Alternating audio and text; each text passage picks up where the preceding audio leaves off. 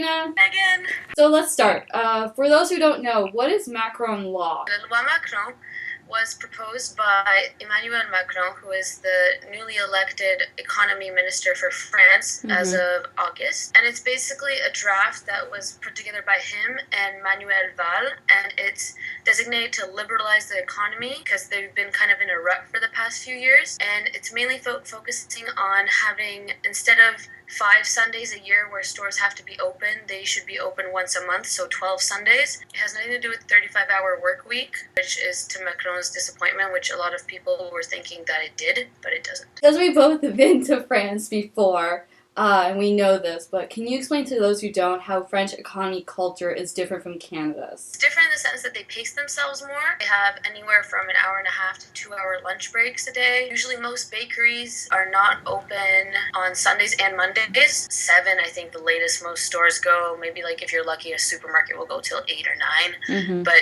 usually 8 is like dinner time, so everyone wants to get home. What cultural difference do you find interesting? They're not as invasive. I find that a lot in North America. Whenever you're in a store, you're constantly bombarded by the employees as to, oh, can I help you? What would you like me to find something for you? But here, they seem to kind of just let you do your own thing, which is pretty cool. So why is this law happening now? I read that the French president wants to reform the country. Can you explain why also? I think it's, just to put it simply, it's because for the last 3 years, it had a zero growth rate. Kind of concerning. And I know that in one of the speeches that Emmanuel Macron did at Champs-Élysées, he was saying that they can't continue on like this because for the next 10 years it's not going to work. What are the advantages and disadvantages to the Macron Law? In terms of advantages, it'd bring more business. I'd say more modernization in the sense that it'd be kind of competing up to the Americas and like in the United States and Canada, how we have 24-hour services on a lot of things, or even just really late hours. In terms of disadvantages, it could be more of a cultural shock, actually, just because they're so used to having Sundays as, okay,